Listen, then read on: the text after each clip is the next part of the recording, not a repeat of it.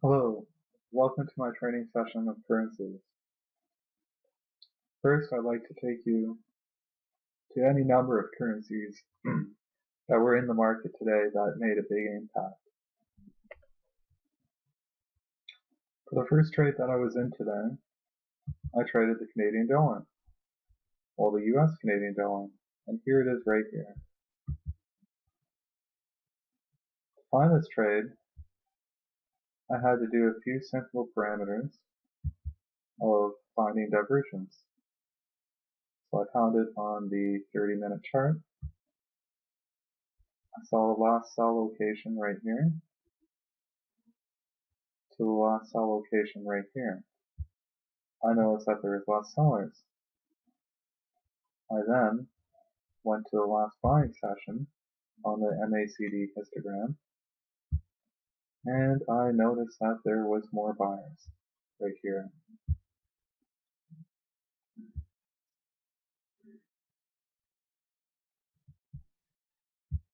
I then looked at my RSI and noticed while the currencies were going down, while this downtrend was going down, there's divergence, saying that there was becoming less sellers and more buyers.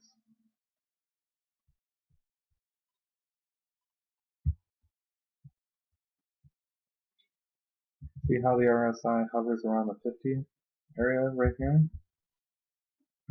We could use that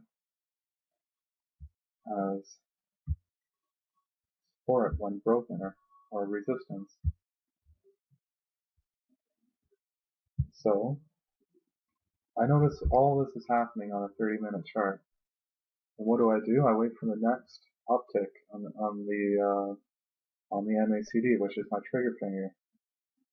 Once I find out that it is going positive, if you look in the middle, MACD 25, 1 over minus 9 is going positive.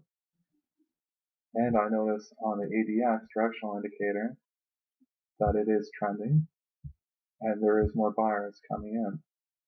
Also notice that the MACD histogram right here has already surpassed this MACD histogram, saying that there's more buyers coming in. So I could place an entry right here once it breaks the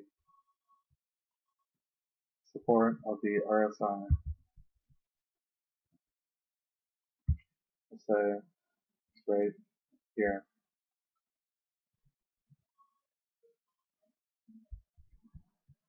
So I bought, and another way of doing this, markets are still going on right now. So finding your exit is likely to be right there. Just keep on drawing that trend line as it goes up. You can also use the average true range to notice that the trend is getting stronger and the pips are happening more frequently.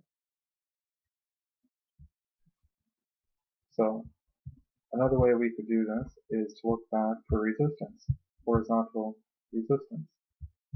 We notice that there's a resistance line right above here, and taking out the shadows of the candlesticks, it can be right there.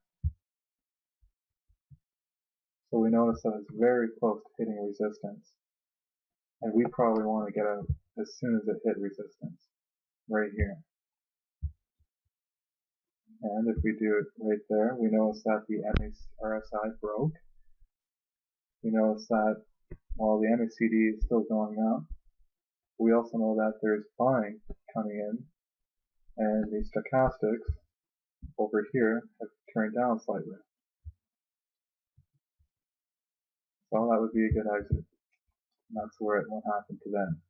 Another trade that I was in was at the same time this morning, from about 3 o'clock a.m.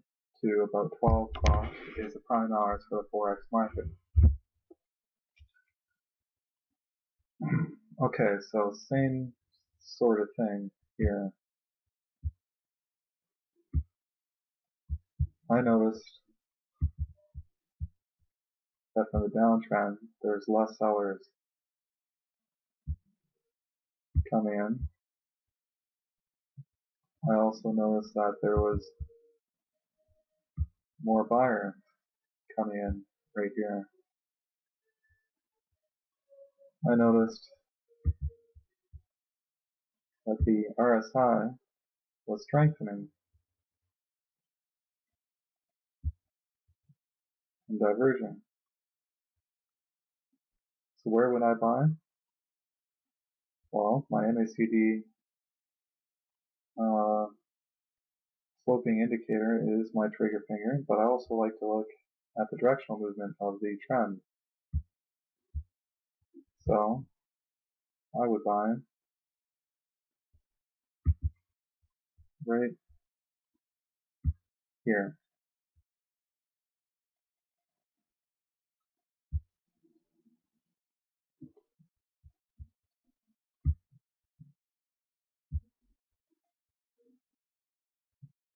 Now, it did hit the midpoint pivot, which was pretty weak. I would have looked for resistance more along stronger resistance right here. But I did get out once I found out that the MACD was sloping.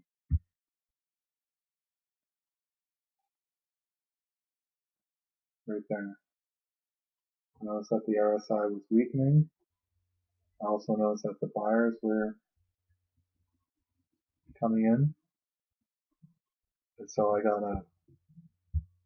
could have drove through a better resistance line and found a better picture. Maybe right here looks like resistance, so I'd have tagged. And that would have been the better route to go. You always have to be aware of where your next target is, the resistance. Because when you're momentum investing, you need to know these before you get into the trade. But I'm just going off of what I remember here after deleting all the indicators. Another one today was the New Zealand US dollar. See how it made a nice rise. It's very strong. I mean, big speculators are coming in. And I noticed here that there's divergence. I noticed that there's less sellers. There's less buyers coming in.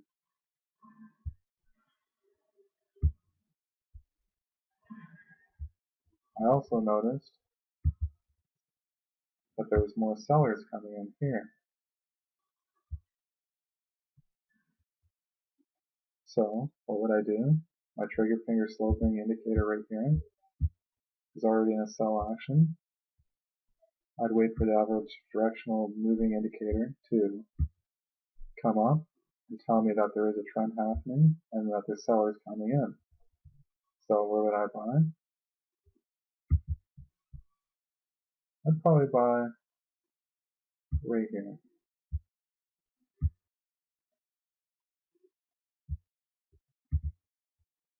Or should I say short?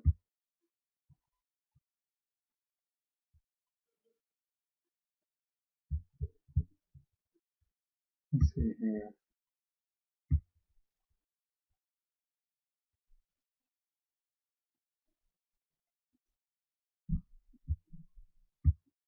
Looks like it broke the triangle right here,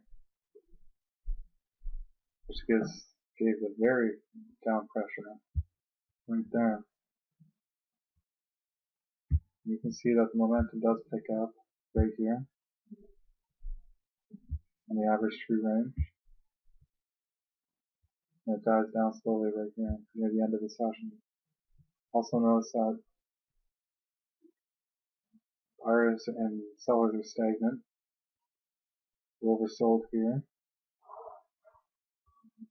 We're losing momentum here.